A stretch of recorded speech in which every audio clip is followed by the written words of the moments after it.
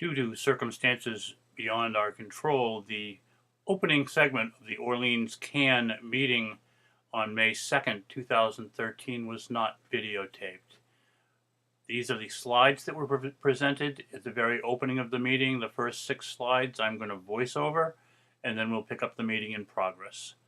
This is the Orleans Comprehensive Wastewater Management Plan and Phase 1A.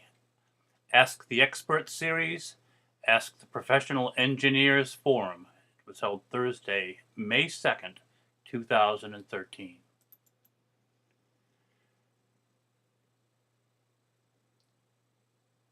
Doug Fromm is the president of Orleans CAN, and he serves as the moderator for the meeting. The panel consists of Mike Gigley, professional engineer from Wright Pierce, John Meyer, professional engineer, Orleans resident, Ed Leonard, professional engineer, Wright Pierce, and Brian Dudley, Massachusetts Department of Environmental Protection. The overview, we're going to describe the CWMP process. We're going to lay out the CWMP's recommended plan. We'll recap the regulatory review process, describe the fuller plan, Phase 1A, discuss implementation issues, and answer questions. Wastewater project development. There are 3 principal steps: planning, preparation of the CWMP, design, the preliminary design, the final design, plans and specifications, and construction.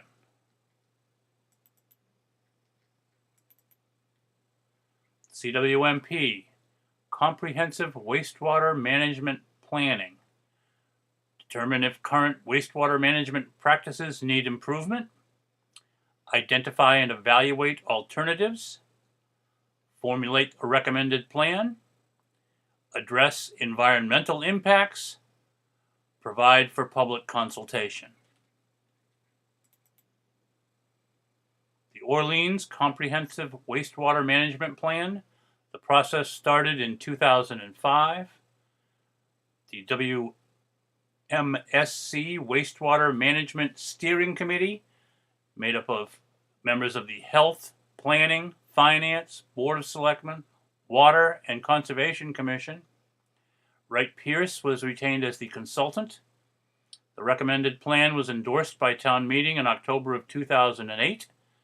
Regulatory reviews in 2009 and 2010, and the process concluded in December 2010. And now we will pick up with Mike Quigley in his presentation in progress. Endorsed solidly by town meeting. The pretty significant regulatory review occurred thereafter in 2009 and 2010, and the final report, 2-volume Comprehensive Wastewater Management Plan dated December 2010.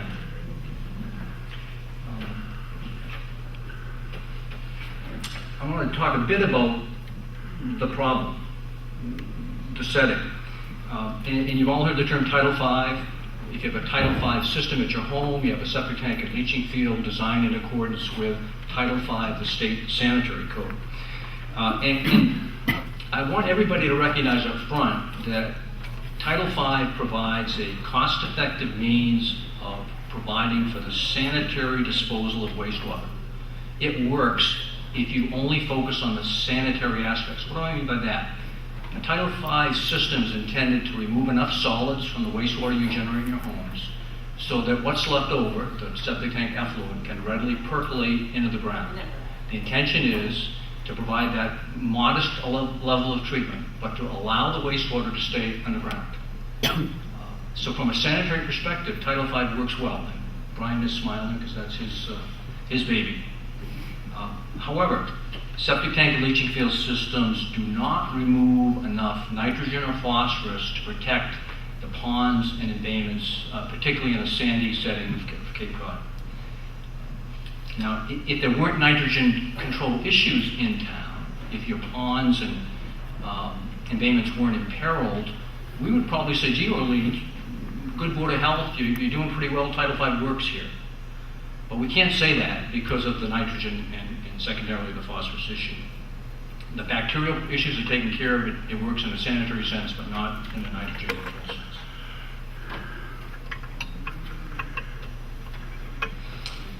So given that the sanitary aspects are well covered by a Title V system, the premise of the CWMP was to make use of them wherever possible. So I always get raised eyebrows when I say this, but septic tanks are the problem, therefore you should use them wherever possible. I mean that. Septic tank and leaching field systems are cost effective, and the best plan town-wide is to use those wherever you can and minimize the number of properties where you need to do something more sophisticated, because something that is more sophisticated is more expensive. So the task we were given, and the Wastewater Management Steering Committee was given, was to find a way to balance those two. Use the inexpensive sanitary approach wherever possible, but to minimize the number of parcels where something more sophisticated is needed. So the recommended plan, I think, is a success because we found a way to focus on the hot spots, to be able to allow as much as half of the properties in town to stay on the cost-effective Title V systems. The next step was to find ways to use what we've called non-structural methods. Before you start putting pipes in the street and building concrete structures, find a way through non-structural means to remove nitrogen. And the recommended plan includes fertilizer controls, it includes stormwater management, and it emphasizes the use of natural attenuation.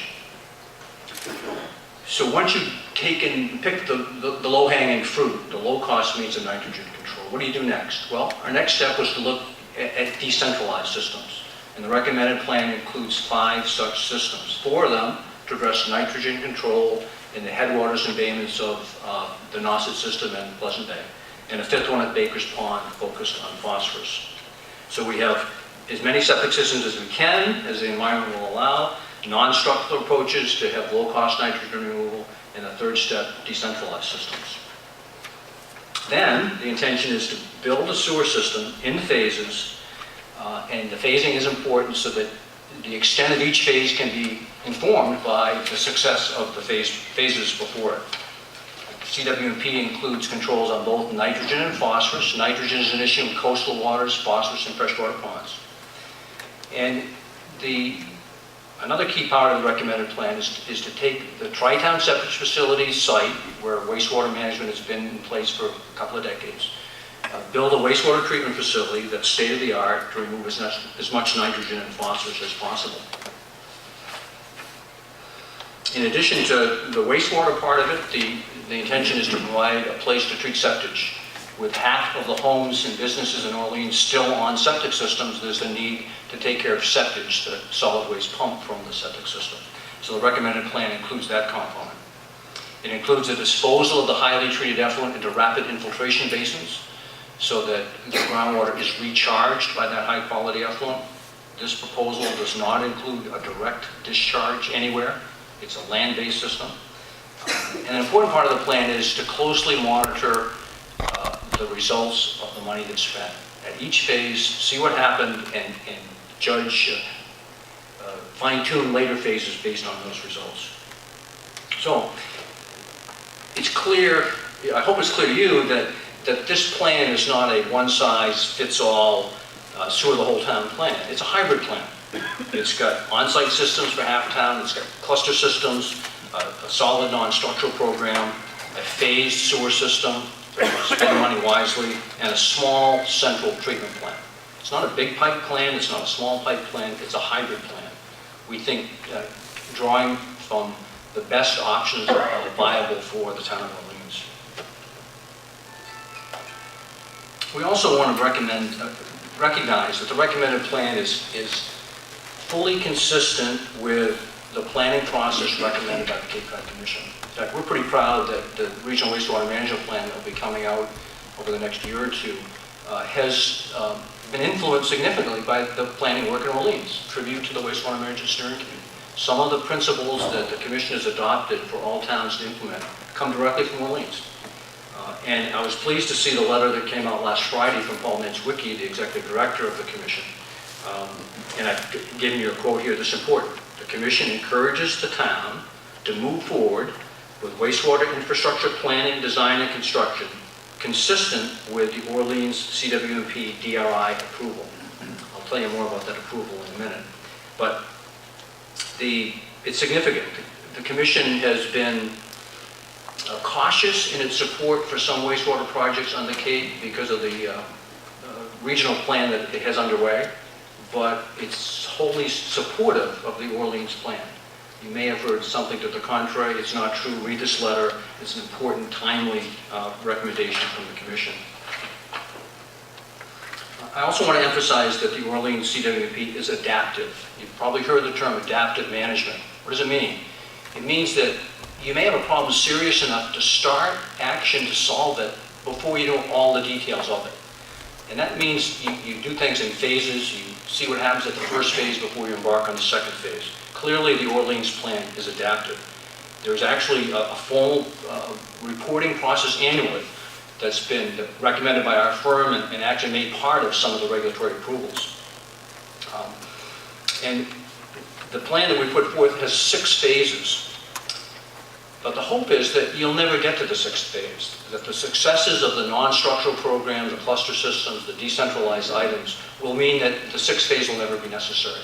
We think it's prudent to tell Dave Withrow and the Board of Selectmen, hey, it might happen, make sure you've got a plan that handles the finances, but we think that the town of Orleans is in a position to work to avoid not just the 6th phase, but maybe even the 5th phase. Plan for it, but be prepared to avoid those later phases. Now, the town has benefited from some independent reviews, and we encourage that as a firm. 2 heads are always better than 1, 3 better than 2. And one of the speakers today was to address a peer review that was done in September of 2010. I have a full copy here, and I think some of the excerpts are available to you. The key recommendation that I thought was appropriate to put on the slide was the conclusion that the main elements of the Orleans Comprehensive Wastewater Management Plan are sound, they're based on good engineering and scientific bases, and that the plan should be implemented expeditiously. In addition to that work, the town hired the firm of Weston & Sampson to look at alternative collection systems. And this is a good example where the CWMP was somewhat general in the recommendations for collection. The town hired a second firm to fine-tune those recommendations in the preliminary design of the collection system. And we're pleased to see that the Weston & Sampson report corroborated our findings that the least expensive solution would be a small central plant and put it in place in phased manner. So, I always hear the term big pipe and little pipe. I don't like those terms, they're too simple, but clearly the recommended plan that my firm produced and the Wastewater Management Steering Committee put into place, it's not a big pipe program. In our business doing work all across the country and around the world, always see communities or regions that decide to do a decentralized approach. Routinely, that means building several wastewater treatment plants of 4, 5, 6 million gallons a day, much larger than is proposed here. So a centralized plan and a decentralized plan really depend on the setting. Your plan has some decentralized components. We think it's a tailored mix of centralized and decentralized, and the intention is to balance the first cost, the cost to build it, the operation and maintenance cost, the annual bill, and its adaptability, most importantly. I also want to comment on the plan. I want you to view it as a town plan and not a Wright Pierce plan, but I sometimes felt like the orchestra leader with a very solid brass section and wind section and percussion. It was really a question of minds coming together and coming up with a good plan, but the experience of Wright Pierce, as Doug indicated from the beginning, goes back several decades. And I think we were hired because we have strengths in small community systems. Don't view Wright Pierce as a big pipe company. It's not true. We're hired because of our abilities to look at small systems. We're involved in virtually every innovative technology out there for our clients all over the country. And I think that guidance and knowledge and background was conveyed to the wastewater management steering committee to come up with a good plan. I mentioned that it took about 4 years to get the plan together. It took another 2 years to get it permitted. Wow, that's a lot of permitting. Well, it was extensive, detailed review of the CWMP, and the town came through with flying colors.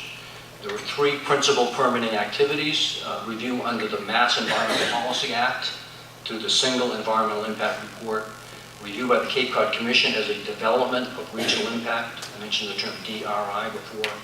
And lastly, an approval letter signed by Brian Dudley when the whole process was done to give DEP approval of the CWMP. Now, the regulatory process was cumbersome. We were busy for 2 solid years. Think about that. I have a copy of the state approval. I think it's 20 pages. I can barely pick up the 97-page Cape Cod Commission approval. There's a lot of material there. A lot of good people looked at the plan, and I'm pleased to say that the town did well. It was a well-received plan. I put this slide together. It's sort of an alphabet soup of who looked at this plan. And I know that questions come up over the intervening years since this project was put together.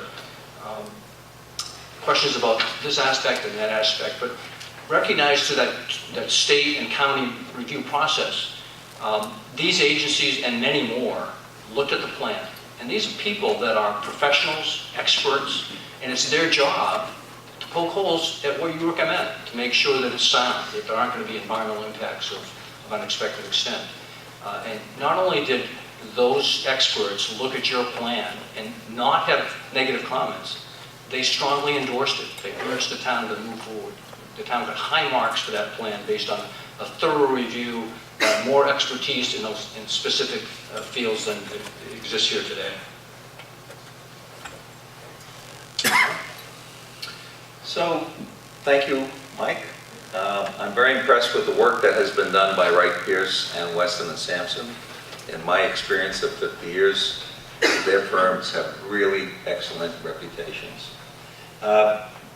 The CWMP phasing plan, as Mike has indicated, it consists of 6 phases, which are shown on the slide, but kind of difficult to read, and I apologize for that. But you do have a map in front of you, printed out on 8.5 by 11, which really is an enlargement that shows kind of phase 1A, and also the other portions. So on this plan, there are the 6 phases that Mike has indicated, and phase 1 on the map on the slide is in blue. Phase 2 is kind of in a purple or violet. Phase 3 is kind of in red. Phase 4 is in gold, and phase 6 is in green. And phase 5 is on the south end of town, and it's not shown on this map. The phase 1A is a plan that Mr. Fuller came up with to try to move forward with the sewering of Orleans, which is very, very necessary. And it's kind of a hybrid, it's kind of a compromise solution. And it's shown on this map that you have in front of you and I have in front of me. And the heavy outline shows that a good portion of phase 1 and a very tiny portion of phase 3 and a portion of phase 4 are included in phase 1A. And basically it covers the downtown area, the densest area of Orleans. The design flow for this area, which will be accommodated, is 137,000 gallons per day. It includes various residential properties and business properties. And I'd just like to quickly go around the outline. On the right-hand side is Town Cove, and above that is Canal Road at the very top. As you come down Town Cove, the area would include the Orleans Inn, the Orleans Yacht Club, the Cove Motel, and would then continue down and across Academy Place, including the Academy Ocean Grill. I'm mentioning a number of restaurants as you can imagine. Then crosses back across Main Street, right around the Methodist Church, goes behind Snow's Library, and then follows down along the rear of the business properties on Route 6, on Route 28 and Route 6A, and then comes back to West Road, and up to the Cape Cod Rail Trail, which is right behind Old Colony Way. Included in the plan would be the Old Colony Apartments, the condominium development, and the condominium across the street from that. Included in that would be Abba Restaurant, the Staples Plaza, and then on up to Main Street, where the bicycle shop is, and Mahoney's Grill, and then continuing along the bike trail to include other residential and commercial properties. It does include the two restaurants, the Captain Elmer's, which is now being renovated and will be reopened under a new name, and Rosina's on Cove Road, which is being renovated and will be opened under a new name. I want to say Breakwater Grill, the Saltwater Grill, as some of you may know, has a problem with its sewage. It has been closed for a number of years. And there are 24 other properties in downtown that are limited for redevelopment by the fact that their sewage can't be easily improved. Most of the lots are very small, and most of the lots contain a tremendous amount of either building area or parking area, so it's nigh unto impossible. Many of the restaurants pump weekly or bi-weekly because their septic system, their Title V system, is nothing more than a holding tank. The proposed Phase 1A plan will eliminate all of those problems. It will eliminate the septic systems within downtown and create a central sewer system that will include gravity pipes and pumps and force mains. People talk about pipe sizes. I brought with me today some wonderful examples. This is a 2-inch pipe.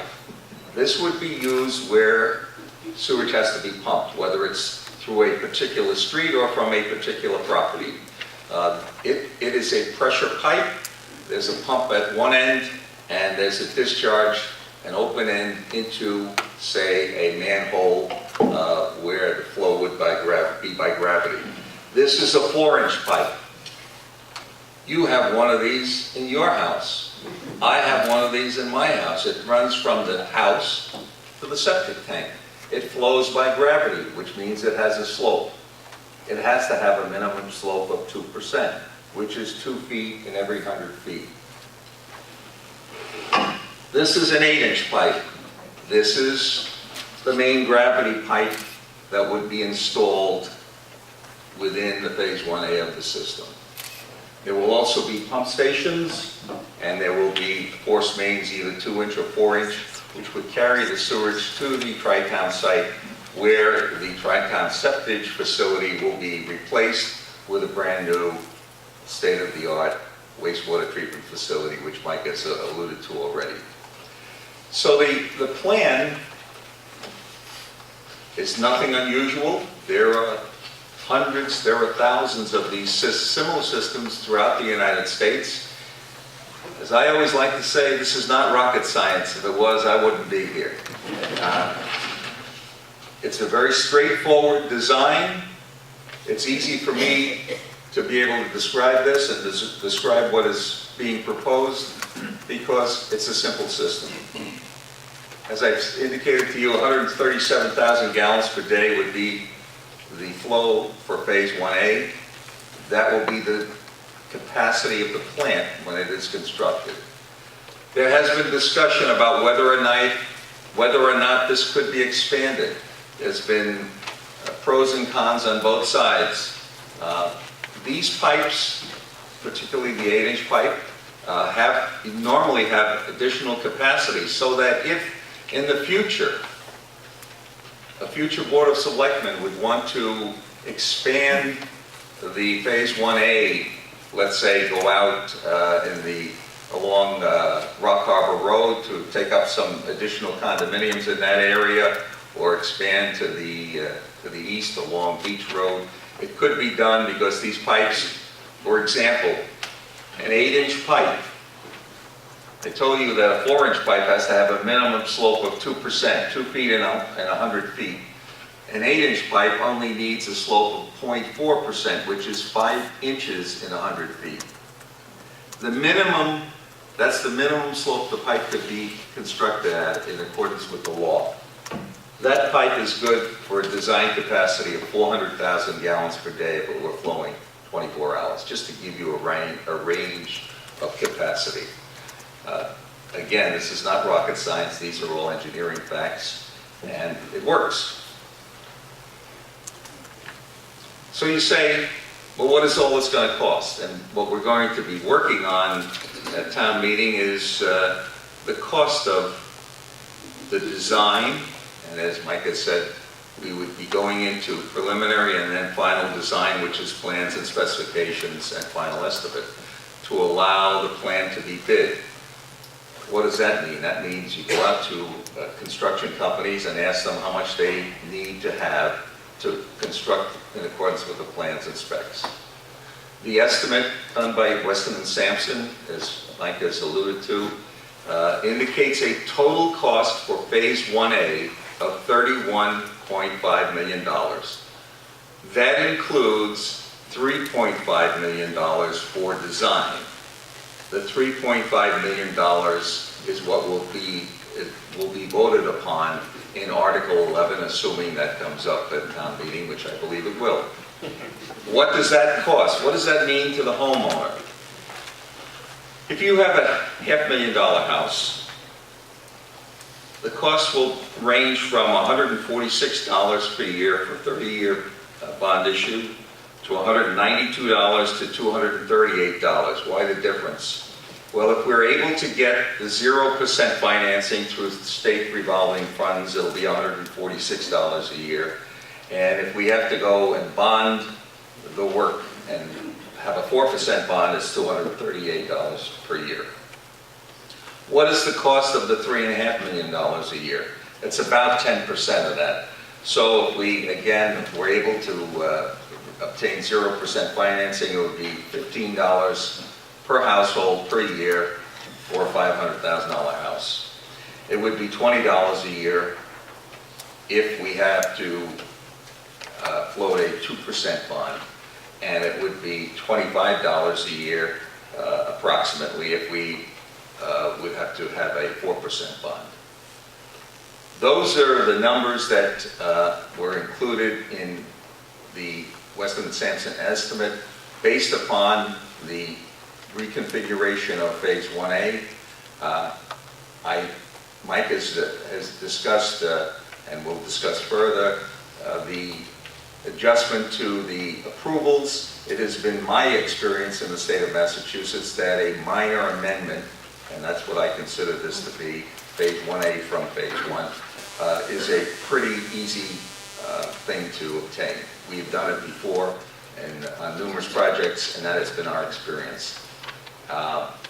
It's based upon the Comprehensive Wastewater Management Plan, which has been approved previously. This is a modification of it. So I am confident that that will be accomplished in relatively short order. The plant itself will be a state-of-the-art plant, and it will include the septage treatment for Orleans.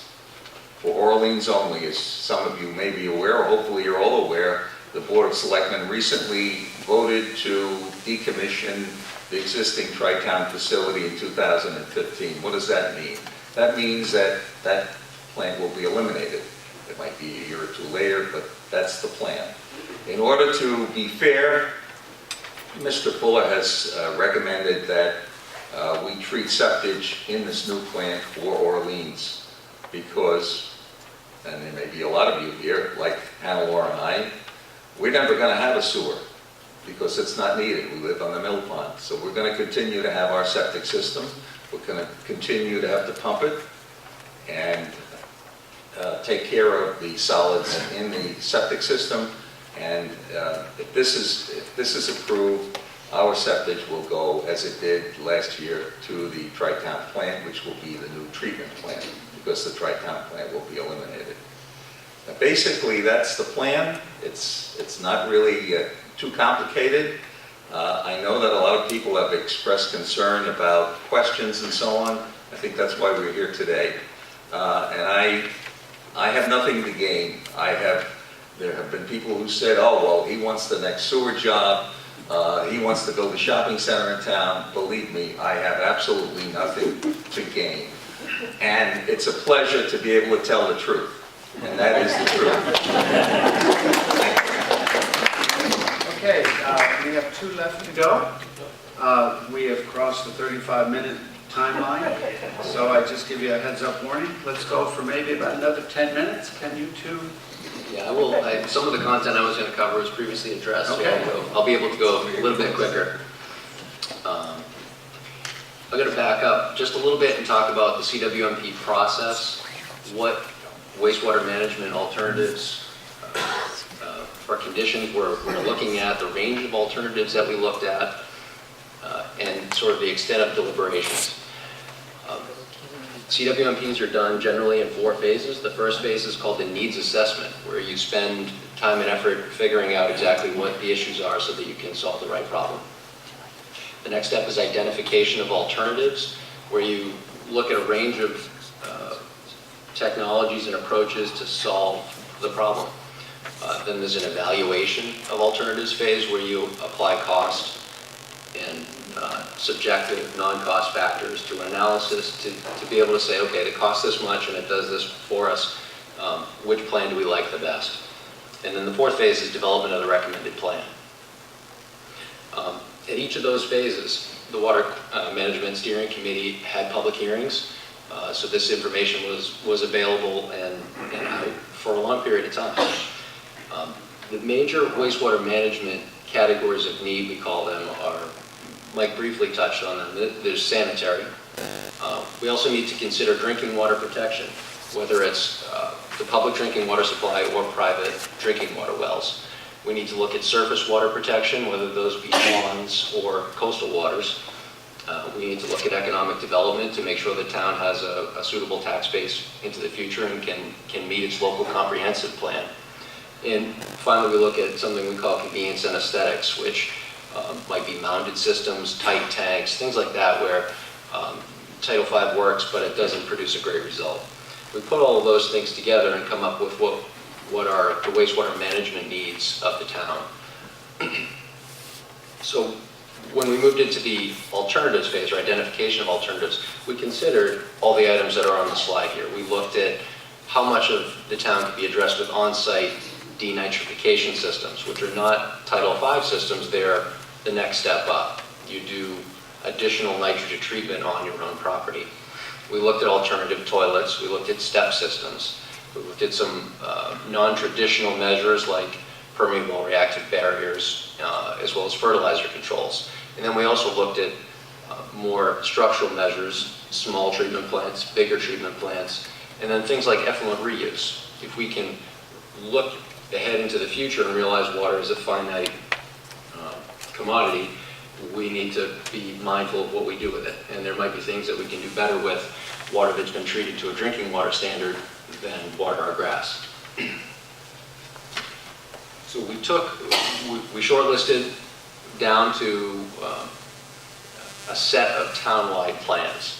We went from 9 general plans to 3 specific town-wide plans. One was a decentralized approach that had 3 treatment plants and I believe 6 or 7 disposal sites throughout town, spread out among the different major watersheds in town. We looked at the centralized plan, which ultimately was the recommended plan. And we looked at another centralized plan, which was located in South Orleans, that had a strong effluent reuse component to it. Each of these plans had a cost estimate and an evaluation matrix, was deliberated by the Water Management Steering Committee for, we guesstimated, over 500 hours of public meetings. And that's as a group, not their collective mind power. They were presented at public meetings. They were presented at a series of summer workshops in 2008, 7 workshops throughout various neighborhoods in town to really get a feel for what each portion of the town thought about the plans. And ultimately, Plan 2 is what was recommended. Plan 2 was the 6-phase plan that Mike discussed, and Phase 1A is consistent with that plan. We did look at a number of options related to the collection system, gravity sewers, low pressure sewers. We looked at step systems, as I mentioned before, as well as vacuum sewers. They do have cost implications, but they're also maintenance and operational considerations, odor issues. For all these reasons, the CWMP recommended a conventional gravity sewer system, which is supplemented with grinder pump low pressure systems where it made sense from a cost and environmental perspective. And that's essentially what was validated in the Weston and Sampson work that was recently completed. So as far as growth, taking now a step back, how far into the future should the town plan? You know, the smart aleck answer is as far as you can. You know, it's a crystal ball effort, but we work closely with the town planner. Mr. Missouri did a great job, very thorough effort on this. And we looked at what is the theoretical build out that the town could see 50, 60, 70, 80 years in the future. There's undeveloped land in town, there's zoning and bylaws that dictate how much theoretical build out you could have. And that was 84% greater than today's flows. Significant. We then applied sort of a practical judgment, how much of that could really happen. Not every inch of land is going to be developed to the fullest extent allowed by zoning bylaw. There are issues like schools, water system, roads, traffic, things like that go into what we term a practical build out. And that number was significantly less, 36% higher than current flows. And then we said, okay, we're still talking about 50, 60 years down the road. We're only planning for 20, 30 years down the road. And that was the 22% growth that has been incorporated into the CWMP, into the recommended plan. Will this plan produce uncontrolled growth? And the answer to that is no, for 2 reasons. One, if we want any chance of qualifying for a 0% SRF loan, the plan needs to be what's termed growth neutral. And growth neutral means that wastewater flows generated in a newly sewered area cannot be any greater than what Title V or current zoning would allow. So we need to carefully, when we have language that's been developed that would be incorporated into the town's future sewer use ordinances, that would put that constraint in place and keep the town eligible for 0% SRF financing.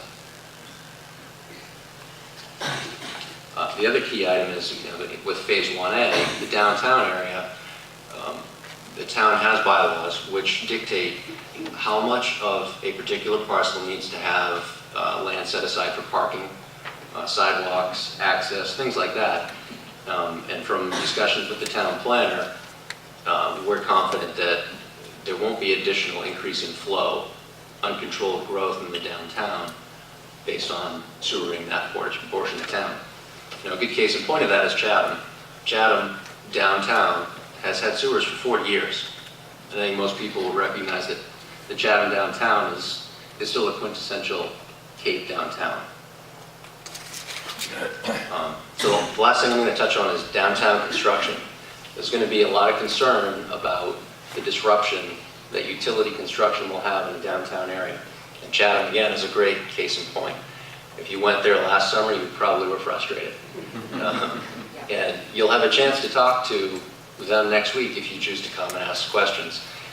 I've spoken with Bob Duncanson, who is sort of the wastewater guru for Chatham, and he'll admit that they didn't really give it as much forethought as they would have liked in hindsight.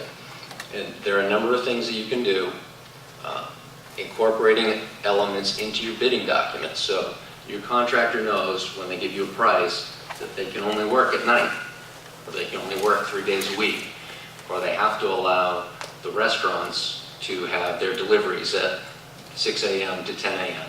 These are the kind of things that you can work out as if you have an open dialogue with the businesses, discussions with not just the restaurants, not just retail, not just the professional organizations. So they all have different needs, but you need to meet with them, hear them,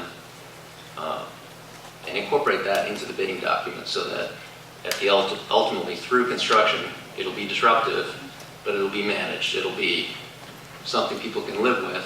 You get through it, and then you have some utilities that you want.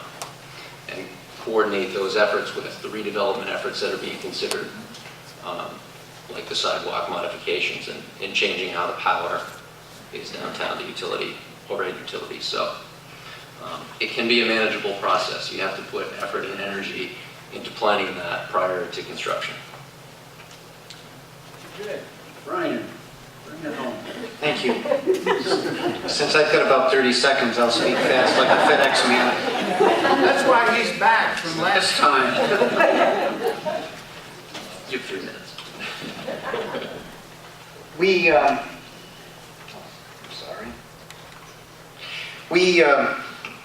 as DEP, had recognized that, there are several issues, as previous speakers have touched upon, in terms of why you would want to look at wastewater management. And I'm sure most of you are familiar with the Massachusetts Estuaries Project, and that is a collaborative effort with Mass DEP and the University of Massachusetts at Dartmouth through the School of Marine Science and Technology to evaluate nitrogen sensitivity in embayments throughout southeastern Massachusetts. And using the basis of those reports and evaluations for the systems that are impacted by Orleans, which include Pleasant Bay, Namskaket Marsh, Little Namskaket Marsh, and Nauset estuarine system, we were able to come up with the level of impairment and thresholds and predictions of nitrogen reduction that would be necessary to restore these systems back to appropriate habitat, and looking at the different metrics that we would avail ourselves. Now, it turns out that Namskaket and Little Namskaket, through that evaluation, actually have assimilative capacity. That means that they can take in more nitrogen than they already are without having an impact on those systems. This approach has been validated and has been studied under numerous independent efforts. Most notably is the peer review effort that was funded by the Cape Cod Water Protection Collaborative, where it assembled a panel of nationally recognized experts. Some of the members who have served on National Academy of Science peer review panels, and they determined that the methodology was scientifically valid and functionally adequate to proceed with comprehensive wastewater management planning. It was an appropriate basis to do so. The town of Orleans has also, on its own, funded independent reviews for the Pleasant Bay report that was completed by the Woods Hole Group, and for the Nauset system that was completed by ASA Incorporated. And both those studies found that the methodology and the conclusions were appropriate and an appropriate basis to move forward in planning. So we believe that there is significant evidence scientifically for the town to move forward in its wastewater planning and to come up with appropriate measures for nitrogen reduction. However, the phased approach through adaptive management does allow for remodeling of any conditions that may change in the intervening years that would warrant reconsideration. And that is really the beauty of the Massachusetts Estuaries Project, in that the model that is developed for each system is a predictive tool, so that you can look at how you may approach different scenarios in terms of looking at nitrogen reduction, or also as natural conditions change, how those may affect the ability to restore the systems to an appropriate level of water and habitat quality.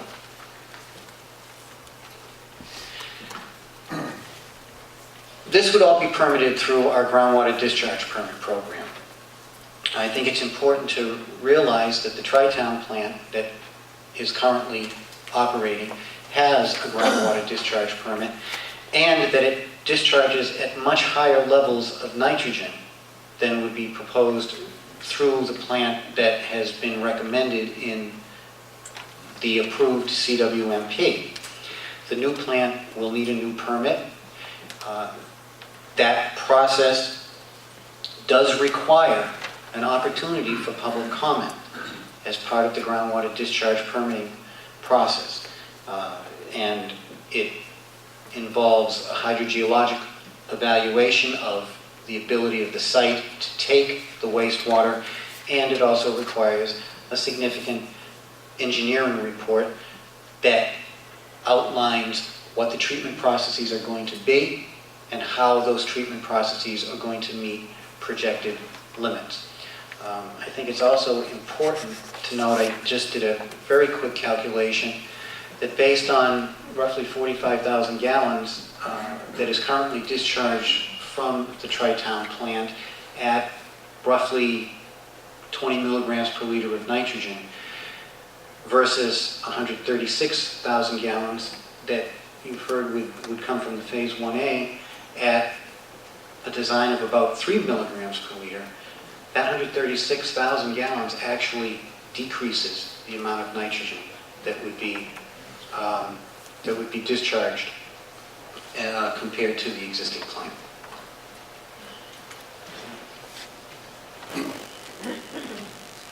Okay, so just to summarize very quickly, the Orleans Comprehensive Wastewater Management Plan is a thorough evaluation of the viable options available to the town of Orleans.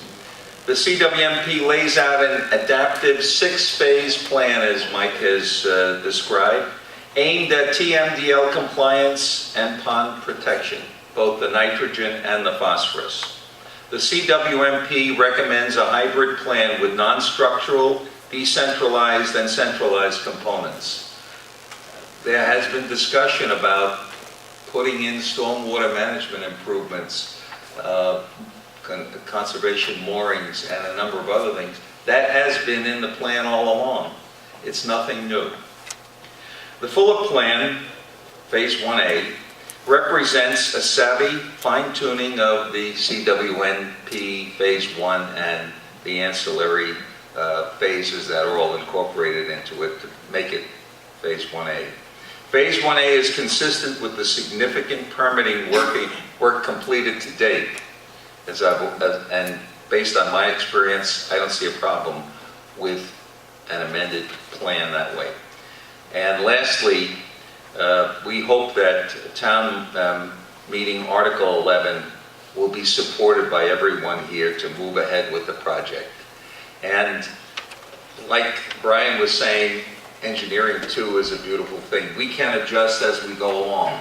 We do adjust as we go along. And when adjustments have to be made to future phases, if they are elected, they can be made. This is nothing is fixed. The only thing that would be fixed is when Phase 1A is completed, that will be completed. Even there, additional flows could be accepted into the 8-inch pipe, that good old 8-inch pipe. And by the way, the one I mentioned, the slope I mentioned, that's the minimum flow. If you tip that up to 2%, you get a heck of a lot more flow every day through it. So that's the pipe story.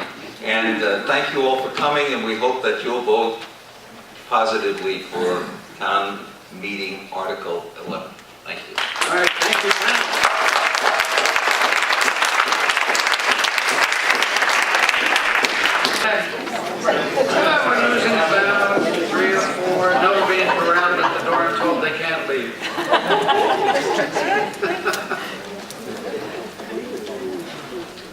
Well, it's 10 after 5, and I think we, by consensus, we would go to maybe 5:45, 4:46. We'll see how we're doing.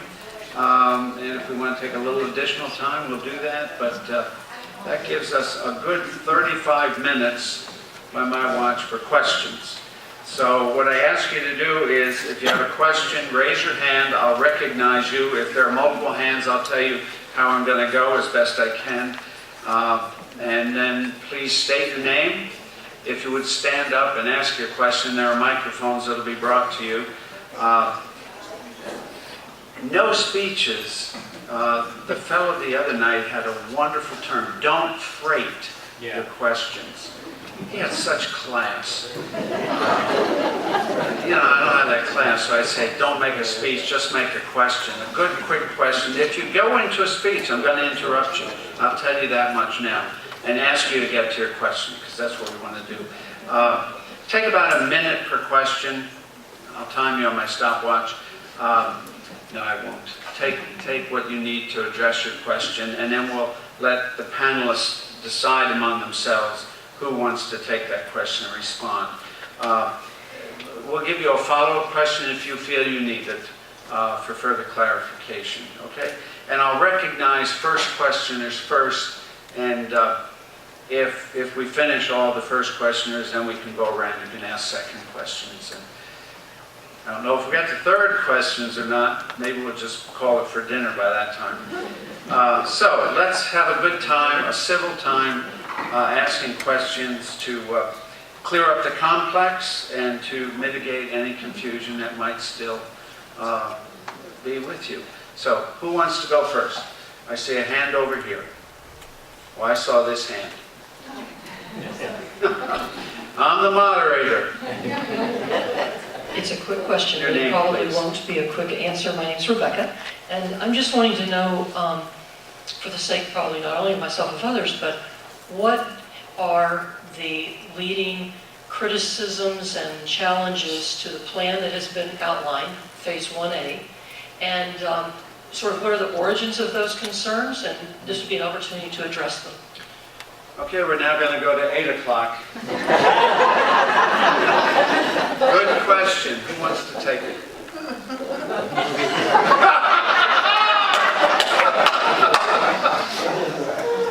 Shall we, let's hold that question, because it's a good question. Let's keep it in the back of our minds. It may come up by other questions. Is that fair? We do that? And we'll see how it comes up by other questions. And then if not, we'll come back to it. But I see a hand back there and then a hand over there. Yes? Hi, Joshua Larson. I'm on the Orleans Finance Committee. What, in your view, from an engineering and construction point of view, is the biggest risk in terms of both cost and timing of completing Phase 1? Timing. What element of this? Is it topography, geology? I believe that, number one, based on past history, there's no better time than now for construction. We've seen in the last 5 years construction costs go down. Why? Because contractors are hungry. Why? Because the economy has been in the dump. So we have a great opportunity right now. The sooner we can get this done and get it bid, the better off we will be. Construction-wise, we talked about Chatham before. I drove many times along Route 28 in Chatham while they were putting in the sewers, while they were repaving. And they had tremendous numbers of signs for the businesses. Those businesses, they had a hard time while the construction was going on. Yet they maintained one lane of traffic in each direction, sometimes interrupted by flagmen, by police officers. They had a tremendous detour system. They kept traffic flowing. They kept the construction going. Even when they repaved, and Route 28 throughout the construction area is really nice now because it's all been repaved, they had to put in the same detours and so on.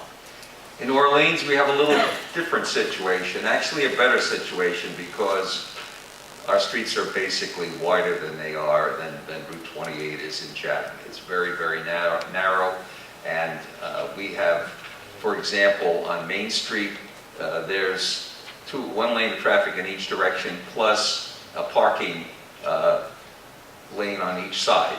So we have room to put in the sewer, to dig a trench, put in the sewer, and load the trucks up and take the materials away, and yet maintain one lane of traffic, in my opinion. We also have, for example, between Route 6A and Route 28, Cove Road. So that can be used as an alternate access up and down between those two roads. So there's a lot of flexibility because of the network, the road network system within downtown. As you get out into the outer areas, Old Colony Way is very, very wide. I don't think there's a street that I know of in Chatham that's that wide. I don't see a major problem, and yet there will be disruptions of traffic because of the construction. There's no question about it. Topography, we don't have a lot of topography, so I don't see that as a problem, except that we will be needing a number of pumping stations, as you do all over Cape Cod. That is included in the plan. The other items, soils. You either have sand or you have clay here, both of which can be handled. There are trench boxes so that when you put in that pipe or that pipe, you put in a trench box, which is a steel enclosure, you dig, and you put that trench box down, and then you can install your pipe so that you don't have to do a lot of sheathing, and you don't have sides collapsing in on you. So that is, because we don't have rock here to any great extent, you might have some boulders, potatoes as I call them, there should not be a problem with respect to rock excavation, which you have in many other areas of the country. There will be some disruption, some inconvenience, which is true of any construction, but I don't see it as a major problem. I think comparing Chatham to Orleans, we're in a much better situation, I believe, in Orleans than Chatham is because of the width of the streets and so on. And also the street network, which allows for easy detouring. Does that answer your question? Let me answer, John, just in a little bit different direction. I talked about preliminary design and final design. A lot of good things come from a good, thorough preliminary design, and one of them that we would recommend is a risk assessment. Before you embark upon all the details in the plans and specifications that are going to go to bidding, think about what might go wrong and develop a plan to deal with it. So among the many benefits of a preliminary design effort is think about the things you don't want to happen, not just that which you do want to happen, and plan accordingly. Okay, I saw the hand over there against the wall, and then the gentleman here in the middle. Thank you, John Sargent. I came a little late, so if this was addressed, just tell me and I'll get the answer later. One of the things that the opponents have been using, as I would call a scare tactic, is the overflow in Hull, where there were 10 million gallons went into the bay and all this and that. Could you comment on why that could not happen here? Yes, as a matter of fact, I think there was, I was not at the last meeting, we were away somewhere. There was a carryover question. Yes. There was a question on that. There was an article in the Cape Codder a number of months ago about a sewage overflow which occurred in Hull, Massachusetts. It occurred on February 28th this year. The existing plant, they have a conventional sewage treatment plant there. They have a headworks which takes the sewage in from the town, raw sewage. It is processed through the plant. The main plant itself, the main building itself, has a basement 30 feet deep. That has a series of influent pumps. Those are pumps to take care of the sewage coming into the plant, and effluent pumps. After the sewage is treated, the effluent pumps pump the sewage out of the basement of the plant after going through the process, and pump the waste into a piped outfall which goes into Massachusetts Bay. What happened? What happened was, and I investigated this, and as you can imagine, as I understand it, this is a subject for perhaps an insurance claim. So it's a sensitive matter. However, Hull is an old town, and there are areas in the upper reaches, the hills of Hull, which have sewers that date back to the 19th century, the 1800s. Those sewers originally were combined sewers. That is, they took storm drainage and they took sanitary sewerage from the houses. They, in the process of building this plant and upgrading their system, they attempted to separate, to make separate sewers for the storm drainage or storm water and for the sewerage. They don't believe that they were totally successful in every area. They also have a problem in Hull because of high groundwater. And in Hull, they have a lot of sump pumps in the basements of the houses. This is not an unusual problem. It's something that has to be dealt with.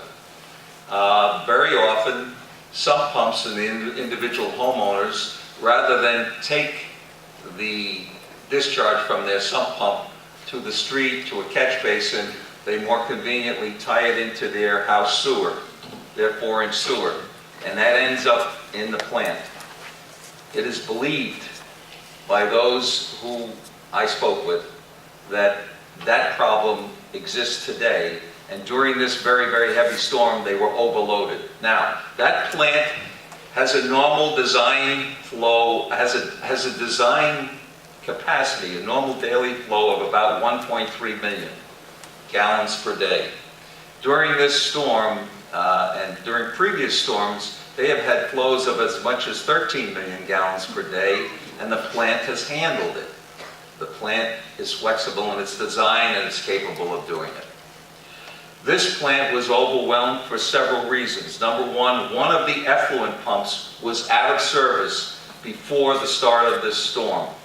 Completely out of service. During the storm, a second effluent pump went out of service. Basically, there was no place to pump the stuff. You know what it is.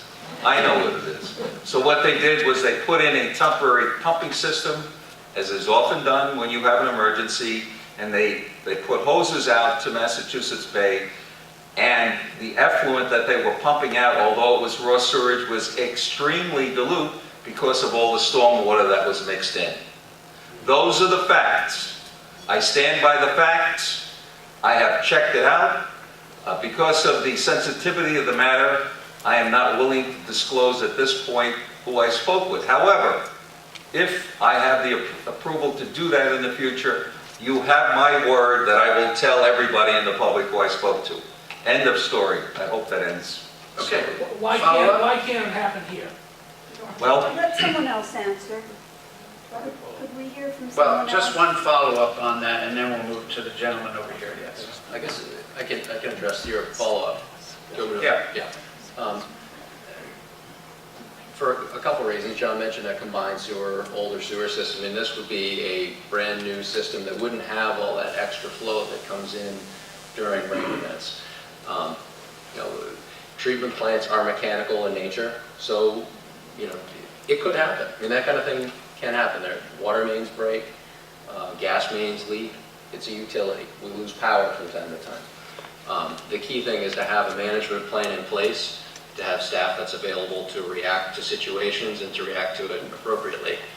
In the specific case of Orleans, you don't have a pipe that goes directly to Cape Cod Bay, and you won't. So anything that would happen at the plant would be contained on the plant site. So you wouldn't have something that went directly out to the bay or even to the marsh. Okay. And another significant difference that's important is that John mentioned that the Hull plant has pumps in and pumps out. The reason for that is it's very low lying. And during that particular storm, waves were coming over the seawall into the plant site and flooded those deep pump wells. The nice thing about one of the nice things about the Tri-Town site is it's up, 30 or 40 feet above sea level. So the site itself is not going to be conducive to the fundamental issue of overwhelming of the seawall at high tide. I would add one other thing. The the Tri-Town site where the treatment plant would be is above the 100-year floodplain. In Hull, the address is Nanskakit Road. It's on a causeway. It's separated, the causeway is separated on both sides by Massachusetts Bay. The plant was slated to be open in 1979. There was a hurricane in 1979 which flooded the plant completely before it even opened. They had to modify the design of the plant. I'm amazed that they didn't really take this into account. They had to flood-proof the plant to hopefully prevent further flooding in the future, which wasn't successful as it turns out. Okay, let's move on. Gentleman over here, and I believe you're 60-plus years in I'm Orleans? Louis Reed, I live on Chase Lane. Yep. I'd like to know what is so bad about nitrogen. Nitrogen consists of 80% of our air we breathe. Nitrogen, the nitrogen cycle, is necessary for plant life. Okay, and we heard the question. I got about 20 of them. Okay, well, I'm going to give you one. What is so bad about nitrogen? Yeah. The issue really is what form of nitrogen are we talking about? You tell me. Right, and that's what I intend to do. When you're talking about atmospheric nitrogen, basically that's what we're looking to do, is to convert the other forms of nitrogen into atmospheric nitrogen so that it is discharged to the atmosphere, where it does make up 80% of the air that we breathe, but it is an inert form of nitrogen that does not have an impact on public health, or doesn't have an impact on the ecology of these systems that we're trying to protect. Nitrogen, the form of nitrogen that is of issue here is nitrate. And nitrate nitrogen is the kind of nitrogen that you find in fertilizers.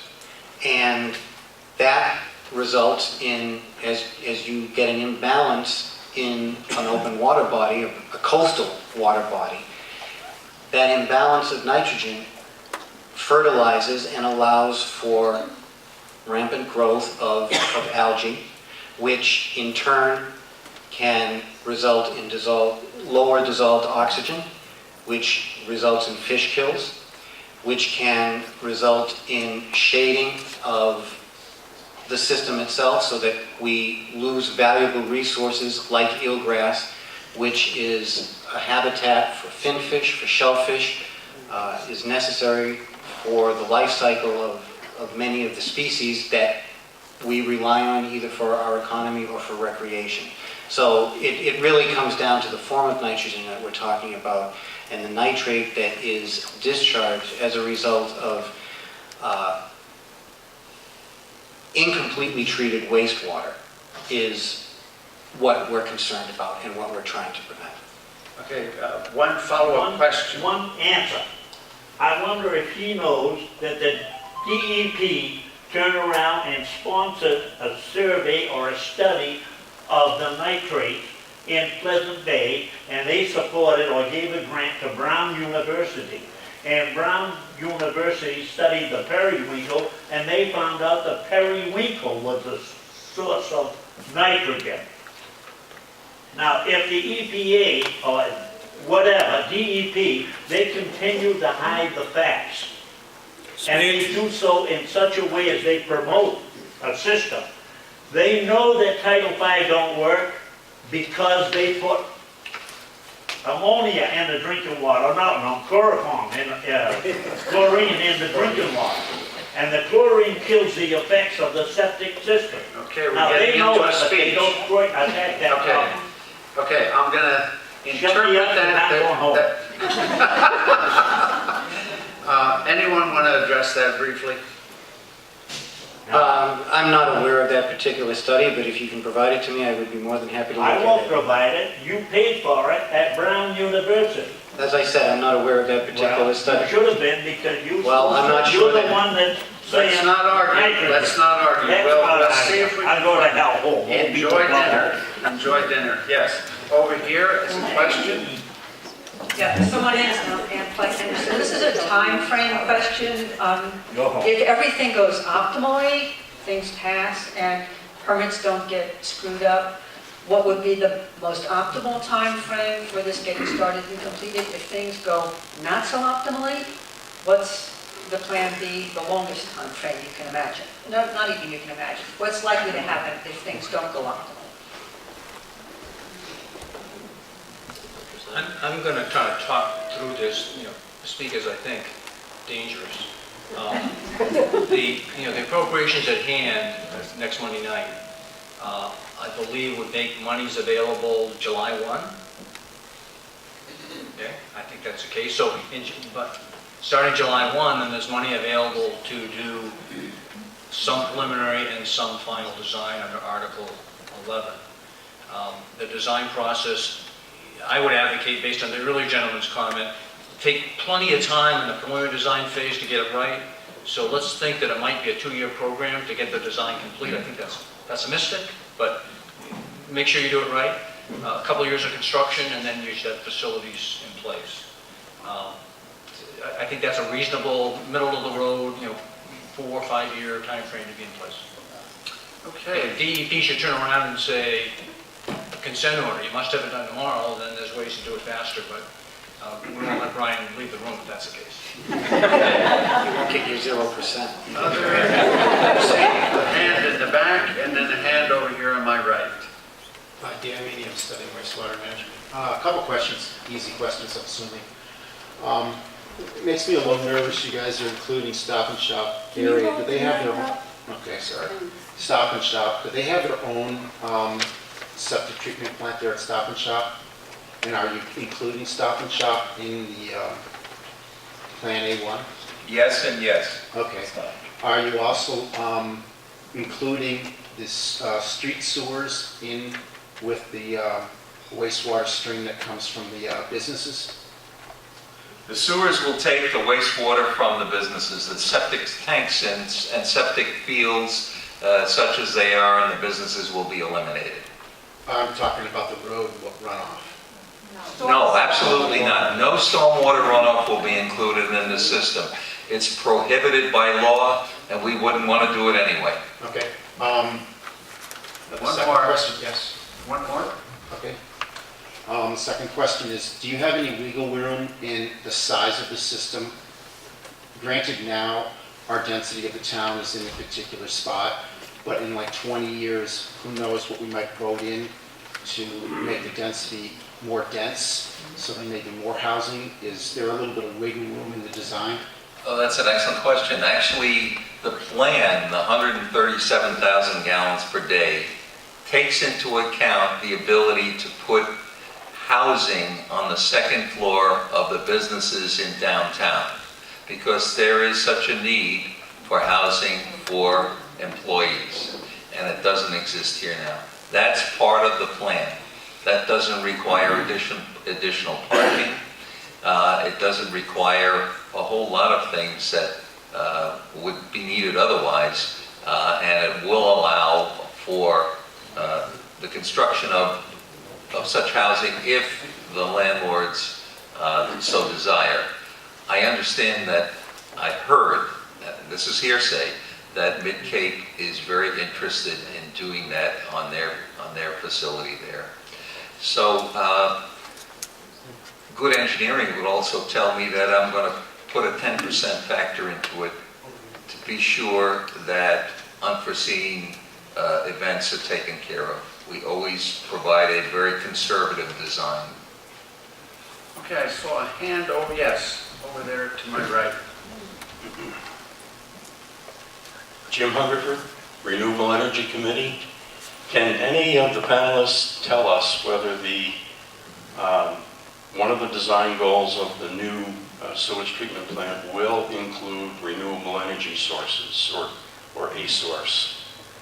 And the reason I'm asking that now is we're trying to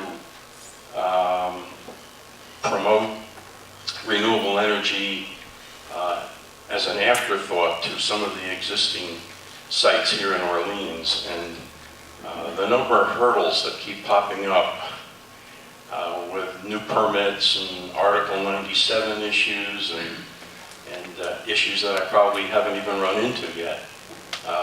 We would like to make sure that this is being considered right up front. Okay, got the question? Yep. I can answer that.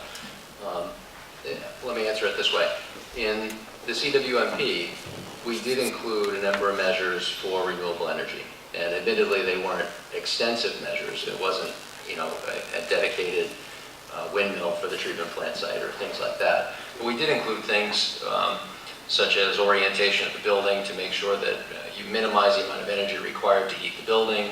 We included an allowance for solar photovoltaic. We included an allocation for reuse or capturing heat from the effluent before it's discharged to the rapid infiltration basin. So again, it's something that would offset the use of non-renewable fuels. I can't say for certain whether those elements were incorporated into the Phase 1A project because that level of detail isn't available or wasn't available to us. It's certainly common to try and include things like that into a treatment plant project these days.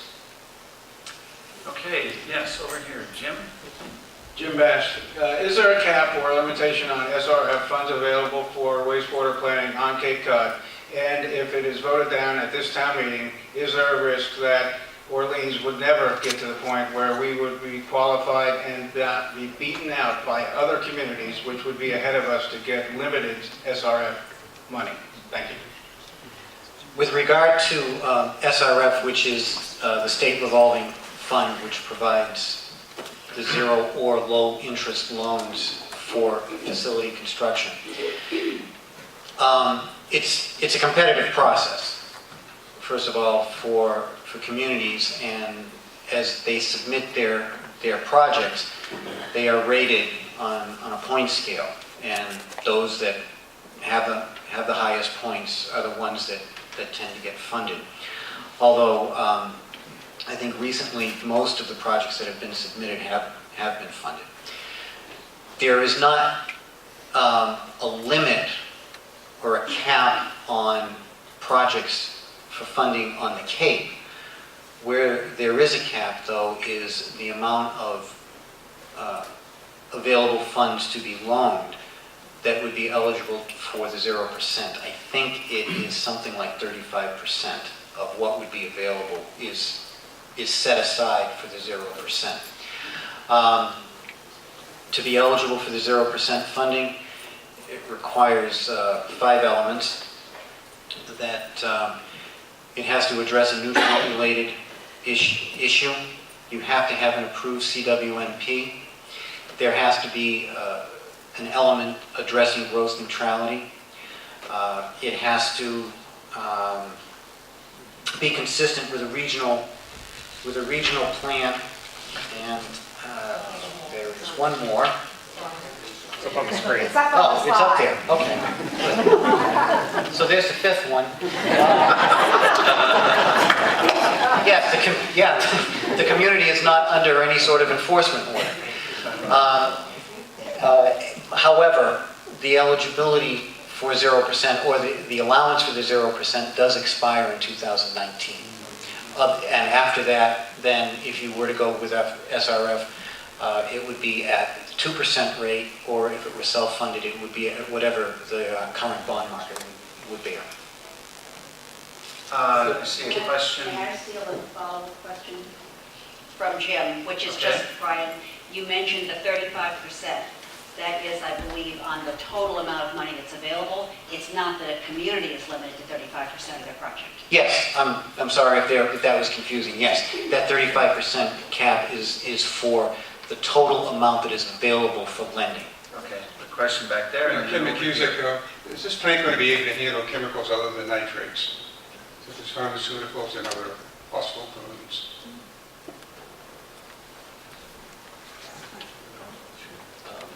It will be designed for conventional parameters in addition to nitrogen. It won't be specifically designed at this point for contaminants of emerging concern or phosphorus removal, primarily because there wouldn't be an effluent limitation for those constituents in the current permit. Generally, the current thinking is that the best way to deal with contaminants of emerging concern, which are things like caffeine and Advil and pharmaceuticals that are finding their way into our waters, is to have a centralized location where you can apply additional treatment steps to remove those compounds. So that the CWMP doesn't include the actual equipment to do it at this time, but does recognize that in the future will be something, it's in the research phases now, so we expect it to be coming, and the CWMP positions the town to be able to respond to that when that information is routine, I guess. I agree with that there isn't a specific process, Ken, that would go after those compounds. The problem is, which compound do you want to go after? There are thousands of them.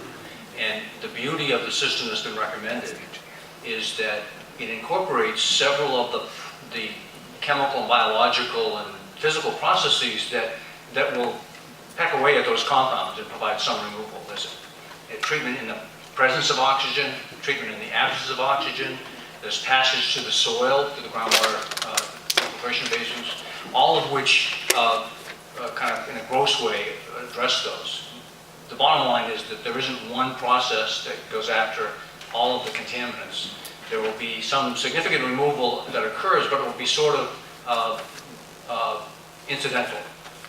But by having wastewater in one location, in the future when our technology is available, they can be readily applied. And there's enough land to do that. Okay, there's a question over here. Oh, we're going to take maybe 3 or 4 more questions. I see the hands here, then there, and then here, and then over there. Okay, help me remember that, please. Jane Hussey, just to go back to Mr. Bass' question, the 35% in the state revolving fund, what kind of a figure does that represent?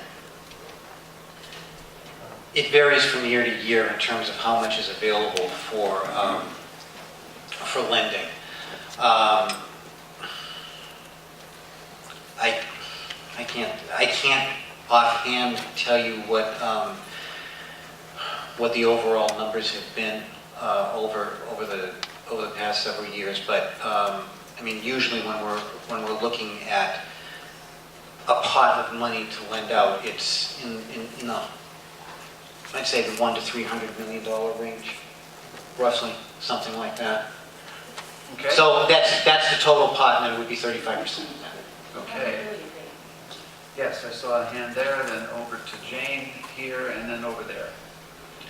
Judy Scanlon, there's been a lot of discussion about pipes here and also around on the internet. I think there is a vision by some that there'll be thousands of gallons worth of treated effluent flowing across Nantucket Marsh and Creek.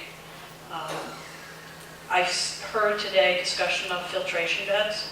I think what would be very helpful is if you have a slide that shows the plant and could explain what happens at the end of the pipe when it leaves the plant in a way that non-engineers can understand, like myself. Thank you. Well, Ed is looking for the slide that we might have. Let's go back to Hull. Hull provides wastewater treatment under most circumstances and discharges the effluent into a pipe that goes into the ocean. On Cape Cod and in most coastal communities in Massachusetts now, such ocean discharges are prohibited. Communities use land-based systems, and what's recommended for Orleans is rapid infiltration, open sand beds, where the effluent after treatment is then spread across the bottom of the sand bed and percolates into the ground. That effluent goes down through what we call an unsaturated zone, through soil that it does not have groundwater in it, eventually reaches the groundwater, merges with the groundwater, and then flows towards some downhill, down gradient point. What is the down gradient receptor from the Tri-Town site? And I'm not going to try to repeat all that was talked about last week, but that effluent impacted groundwater, meeting all standards when it leaves the plant, let alone at any point downstream, flows downward and off to the north from the Tri-Town site towards Cape Cod Bay. Some of it may eventually reach the stream bottoms in Nantucket Marsh itself. Some of it may pass completely under the marsh and come out into Cape Cod Bay. So I'm going to draw the contrast with the old style plant like Hull. When the drop of effluent leaves the Hull plant, it's within minutes, it's in the ocean. A drop of effluent leaving the proposed plant at the Tri-Town site will first see some sunlight as it spread across the bottom of the sand infiltration bed. It will see sand filtration. It will pass through soil that has oxygen in it, unsaturated soil. It will mix with the groundwater. There will be physical and biochemical processes acting on it.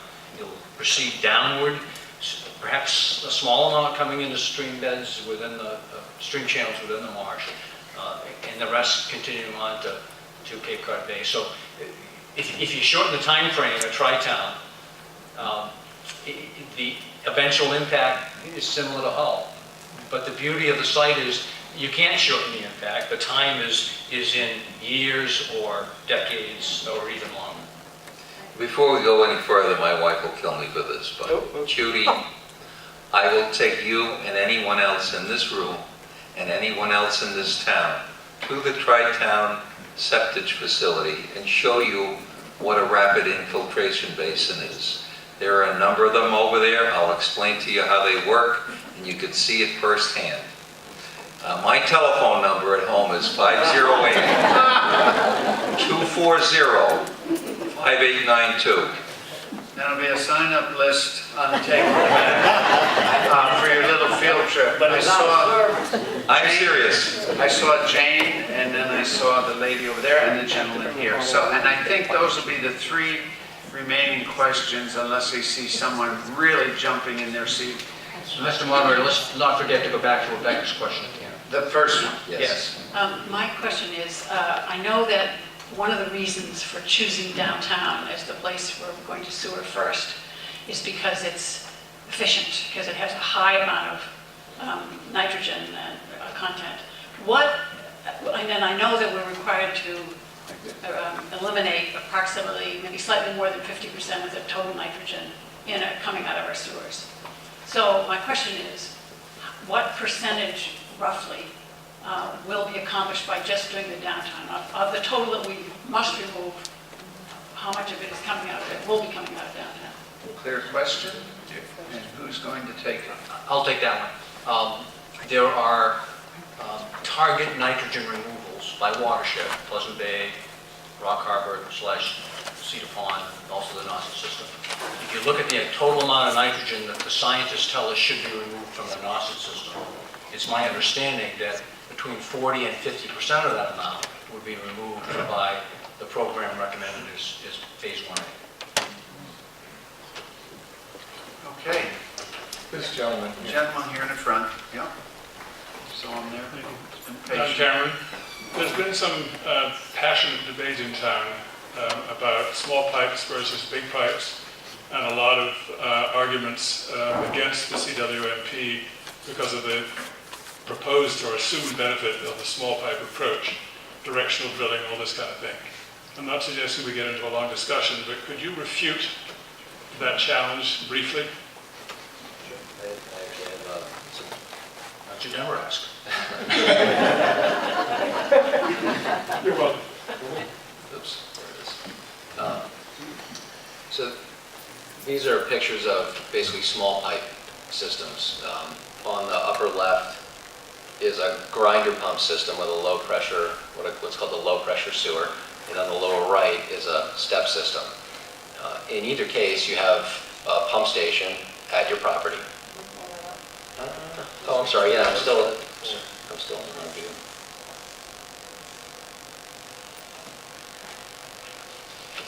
Something better. So you have a pump station on your property that's either a pump station itself or it's immersed in your septic tank. In the step system, you have also the septic solids to deal with. The small pipe approach with the grinder pump station, you still have the solids. It's basically a ground up mixture that's in the small pipe. In the step system, you've sort of clarified it by leaving the solids in your septic tank and then pumping the clearer liquid. In both cases, they tend to be very strong and odorous because they're what's called anaerobic, which is absent of oxygen, and when they reach the wherever they're discharged to atmosphere, they have a tremendous odor that you have to deal with. There's certainly some advantages to small pipe from a construction perspective. You look at those, they're not dramatically different in size, but you can, if you imagine directional drilling, which is tunneling, essentially, small diameter tunneling, it's a lot easier to get a small pipe from point A to point B than a bigger pipe. There's certainly cost advantages to directional drilling where you are less sensitive to needing a careful slope. If you can kind of sneak around obstructions, whether they be boulders or other utilities, there are some advantages to that. That doesn't mean that we can't use directional drilling in some elements of the CWMP. But I think from the O&M perspective, there's going to be a lot more costs. I think that was demonstrated in the Weston and Sampson report that there is more cost associated with the maintenance of the step systems because you have a pump station at basically 3,000 properties, or a smaller number if it's just the phase 1 project. But if you apply it on a broad scale, 3,000 properties have pump stations on their land. They have to store sewage if there's a loss of power. So there are issues and implications that go with having these types of systems on property. I'd like to add that one of the first orders of business here is something that has been very controversial and discussed at many selectmen's meetings, and that is how do we determine what pipes are in the ground, in the shoulders, in the pavement? The very first step in the design phase would be to do the surveys that are required. George Maservi indicated that last night that the cost of these surveys are $30,000 a mile, and it was decided not to go ahead with the surveys until I believe that the design has been approved. That is, the funding for the design has been approved, and a design company is given the job. Now, there's a good chance that in the looking at your map again, that the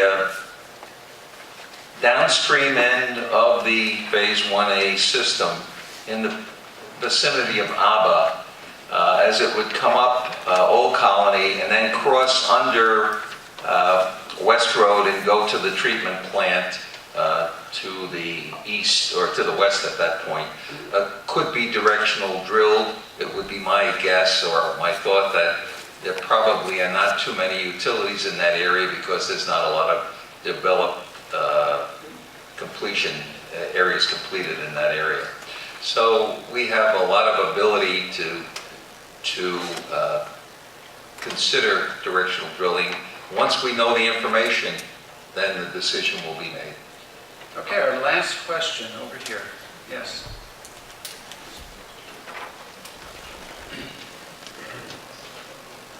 Elizabeth DeLima. Follow on to an earlier question on the timeline. I'm really worried about 2019 looming. And it would be wonderful if we could get the 0% financing bidding done. How in the best of all possible worlds do we get there? Do we get ready in time to apply for the 2019 0% financing? I'll take that question. Okay. You may be surprised to hear me advocate a strong preliminary design. I've only done it 4 times tonight, but here's another example where what you want to do is, when you're ready to move ahead, look at the hurdles you have ahead of you. Some of them are survey related to determine the best place to have directional drilling and small pipes. Some of them are, I've mentioned a bunch of them. Dealing with the permits that are required for having a financial plan in place. And the financial plan has got multiple components. It should be part of your preliminary design. Dave Withrow will be a big part of that. But it's obtaining grants. We're aware, many of our clients have recently been able to get some grants. Not loans, but grants. Let's supplement those with other loans that are available, with SRF loans. But you need to get started. You need to have commission the Board of Water and Sewer Commissioners to do their job, have the money available, bring on the right technical staff to do it, and look at all the issues you need to address. And we talked about a lot of them tonight. In that preliminary design stage, get them all in order. Come up with a plan that deals with alternative energy, that deals with all the issues we talked about. And then move ahead, I'm going to say, not necessarily quickly, but smartly. Come up with a plan that addresses all you need to do. Don't hurry unnecessarily, but there may be a need to hurry with respect to the funding. So that's when it gets done. And let's get started. Based on my experience, I agree wholeheartedly with Mike.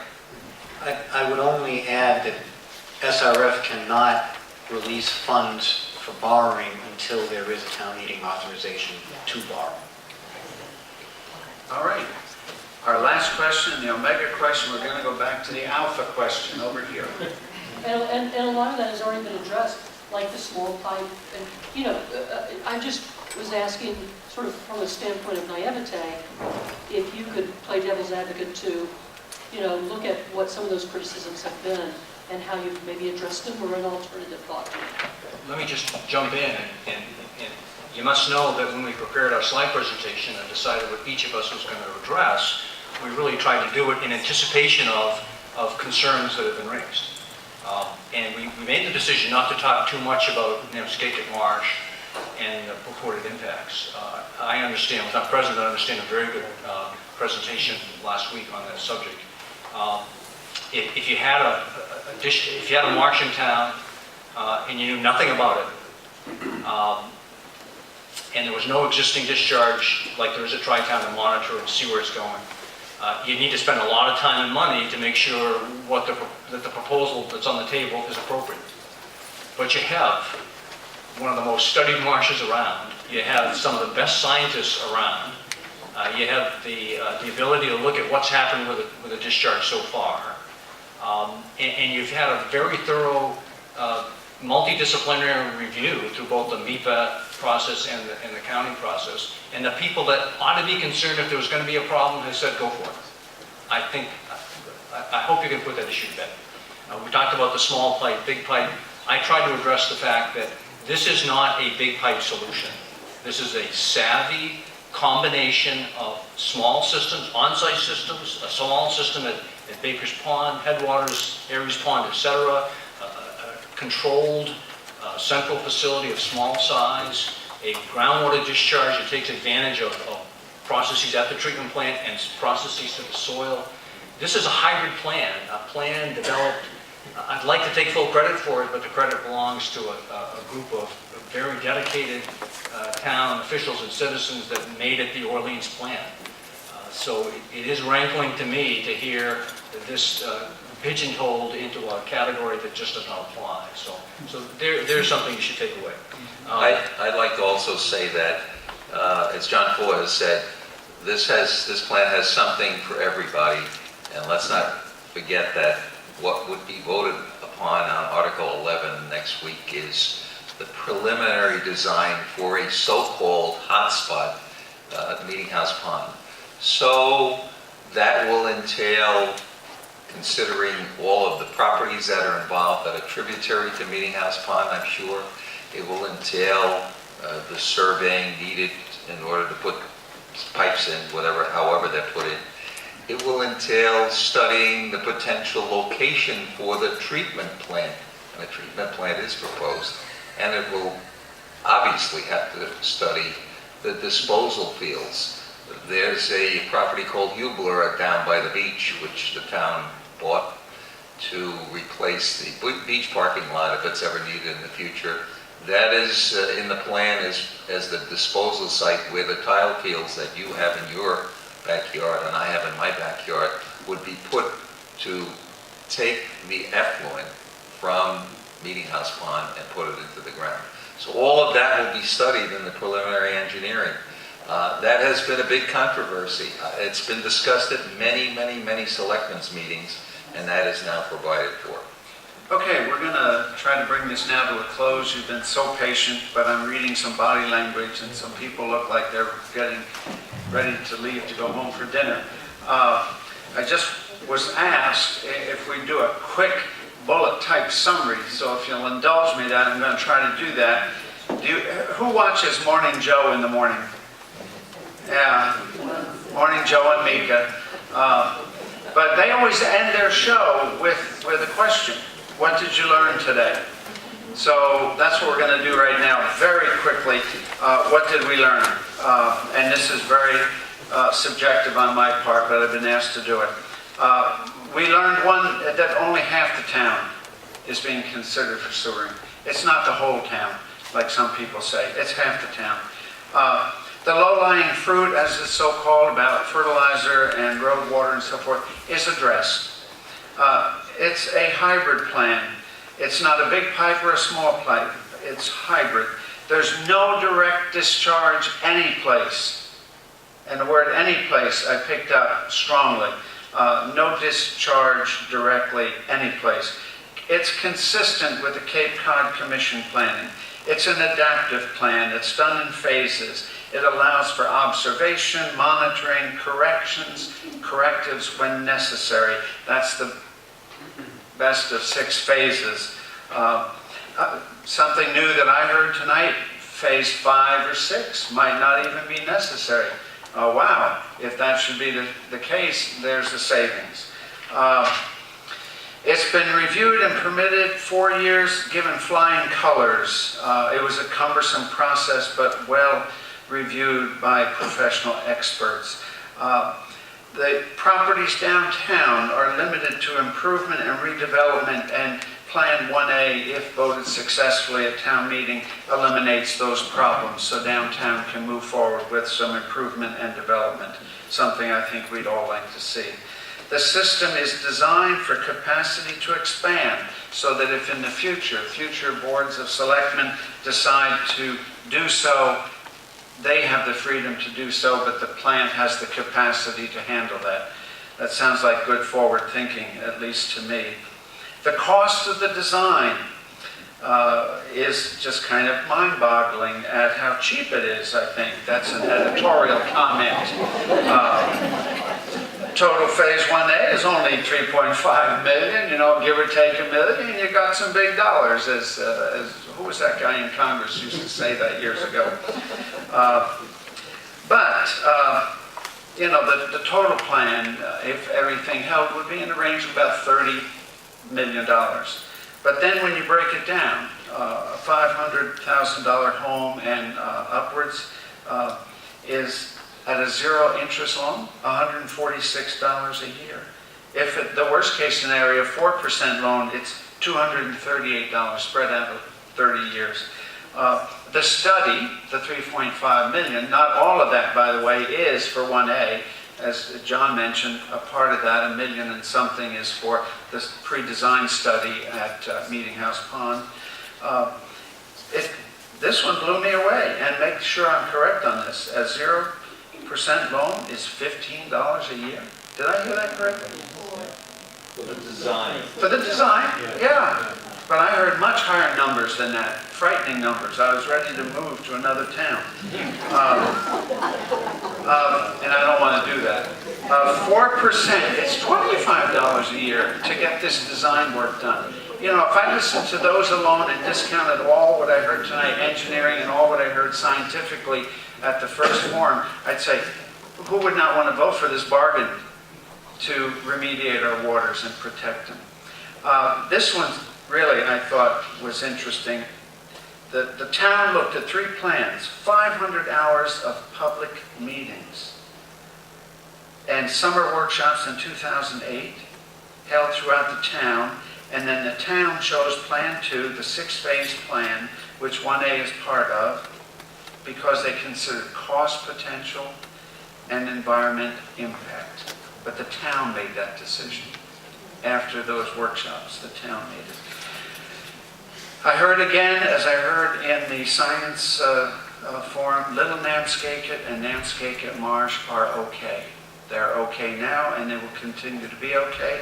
They will be monitored. They are the most studied marsh in the nation, and they are studied by national experts, and they will be protected. It's a phased approach.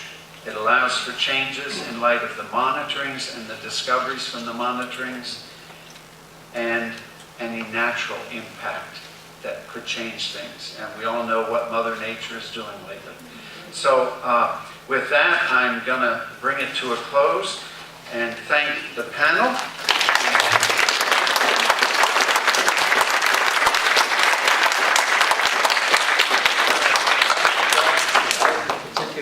To thank Brian and Mike and Ed, who came here because of concern for Orleans. I pay taxes here, I don't count, but I'd like to give them.